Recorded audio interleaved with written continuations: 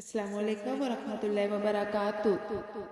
آج ہم سورہ بقرہ کی آیت نمبر 87 سے شروع کریں گے انشاءاللہ۔ مزید ویڈیو کے لیے میرے چینل کو سبسکرائب کریں۔ بسم اللہ الرحمن الرحیم۔ اور بے شک دی ہم نے موسیٰ کو کتاب اور پے در پہ بھیجے اس کے پیچھے رسول، اور دیے ہم نے عیسیٰ مریم کے بیٹے کو معجزے سری اور قوت دی اس کو روح پاک سے۔ پھر بھلا کیا جب تمہارے پاس لایا کوئی رسول، وہ حکم نہ بایا تمہارے جی کو اور تم تکبر کرنے لگے۔ پھر ایک جماعت کو جھٹلایا اور ایک جماعت کو تم نے قتل کر دیا۔ حق سننا اور ماننا ایمان کی علامت، مگر اپنی خواہش کے خلاف بات سن کر تکبر کرنا گمراہی ہے۔ اللہ نے ہر قوم کو ہدایت دینے والے بھیجے، مگر کچھ لوگوں نے نبیوں کو جھٹلایا اور کچھ کو قتل کر دیا۔ اصل ایمان یہ ہے کہ اللہ کا پیغام خواہ پسند آئے یا نہیں، ہم اسے دل سے قبول کریں۔ یہ آیت بنی اسرائیل کے کردار کو بیان کرتی ہے اور ان کے رویے سے مسلمانوں کو عبرت لینے کی دعوت دیتی ہے۔ اللہ تعالیٰ فرماتے ہیں کہ ہم نے موسیٰ کو تورات عطا کی، وہ ایک مکمل شریعت تھی جو بنی اسرائیل کے لیے نازل کی گئی تھی۔ اس میں ہدایت، احکام اور عدل انصاف کے حصول تھے، مگر افسوس کہ انہوں نے اس کتاب پر عمل کرنے کی بجائے اپنی خواہشات کو ترجیح دی۔ اللہ نے موسیٰ کے بعد کئی رسول بھیجے تاکہ بنی اسرائیل ہدایت سے روانہ ہوں۔ حضرت داؤد علیہ السلام، حضرت سلیمان علیہ السلام، حضرت الیاس علیہ السلام، حضرت یحییٰ علیہ السلام، حضرت زکریا علیہ السلام سب الہ کے پاس بھیجے گئے، مگر قوم نے ایک کے بعد ایک نبی کی نافرمانی کی۔ یہ آیت ان یہودیوں کے بارے میں نازل ہوئی جو مدینہ منورہ میں رہتے تھے۔ جب نبی کریم صلی اللہ علیہ وسلم نے ان کو اسلام کی دعوت دی تو انہوں نے کہا، ہم موسیٰ اور عیسیٰ پر ایمان رکھتے ہیں، مگر محمد صلی اللہ علیہ وسلم کو نہیں مانتے، کیونکہ وہ ہماری قوم سے نہیں ہے۔ اس پر اللہ نے فرمایا، تمہاری قوم تو ہمیشہ نبیوں کے ساتھ یہی کرتی آئی ہے، تم نے نہ صرف نبیوں کو جھٹلایا بلکہ بعد کو قتل بھی کیا، جیسے زکریا اور حضرت یحییٰ کو تم نے شہید کر دیا اور حضرت عیسیٰ علیہ السلام کو سولی پر چڑھنے کی سازش کی۔ یہ آیت ان کی تاریخی منافقت کو ظاہر کرتی ہے۔ ظاہر نبیوں کو ماننے کا دعویٰ کرتی ہے، مگر عملاً ان کی نافرمانی اور مخالفت کرتے تھے۔ ایمان صرف زبانی اقرار نہیں بلکہ دل سے قبول کرنا اور عمل سے ثابت کرتا ہے۔ بنی اسرائیل نبیوں پر ایمان کا دعویٰ کرتے تھے مگر ان کے احکام کو ماننے کے لیے تیار نہ تھے۔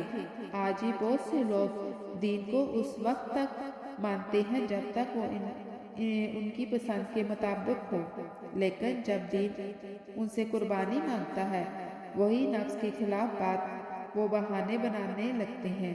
یہی وہ تکبر ہے جس نے پچھلی قوم کو ہلاک کر دیا۔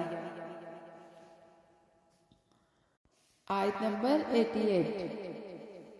اور کہتے ہیں ہمارے دلوں میں غلاف ہے بلکہ لعنت کی ہے، اللہ نے ان کے کفر کے سبب سو بہت کم ایمان لاتے ہیں۔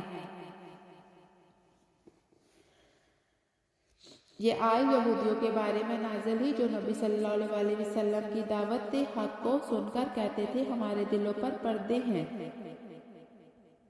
ہم بات سمجھ ہی نہیں سکتے۔ یہ بہانہ تھا تاکہ ہدایت کو قبول نہ کریں، جبکہ حقیقت یہ تھی کہ وہ ضد، حسد اور کفر کی وجہ سے حق کو ماننے کے لیے تیار نہیں تھے۔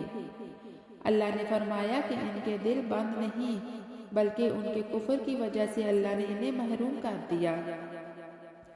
آیت میں ان کے 3 بڑے جرائم بیان کیے گئے۔ بہانہ تراشی، وہ کہتے تھے یعنی ہمارے دل بند ہیں، ہم سمجھ ہی نہیں سکتے کہ یہ حقیقت نہیں تھی، یہ انکار کا بہانہ تھا۔ اصل وجہ کفر اور ضد۔ اللہ نے فرمایا یعنی دل بند نہیں، اللہ کی لعنت ان پر ان کے کفر کی وجہ سے ہے۔ ہدایت سے محرومی یعنی یہ بہت کم ہی ایمان لاتے ہیں۔ وہ ہدایت کو دیکھ بھی لیتے مگر ایمان قبول کرنے کی توفیق ان سے چھین گئی تھی۔ دل کا بند ہونا انسان کے اپنے اعمال کا نتیجہ ہوتا ہے۔ گناہ، ضد اور تکبر دل کو سخت کر دیتے ہیں۔ حق کو پہچان کر بھی انکار کرنا اللہ کے غضب کا سبب بنتا ہے۔ یہودی نبی صلی اللہ علیہ وسلم کو پہچانتے تھے مگر مانتے نہیں تھے۔ بہانے بنا کر دین کو نہ ماننا بہت بڑا جرم ہے۔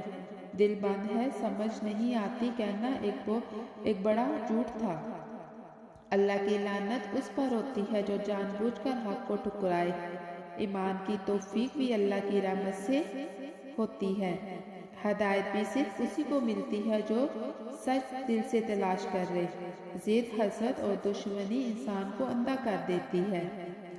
دل کا سب سے بڑا پردہ گناہ، ضد اور نافرمانی ہے، نہ کہ سمجھ کی کمی۔ اگر انسان بار بار حق کو ٹھکرائے تو اللہ بھی اس کے دل سے ہدایت چھین لیتا ہے۔ ایمان کی توفیق اللہ کا انعام ہے۔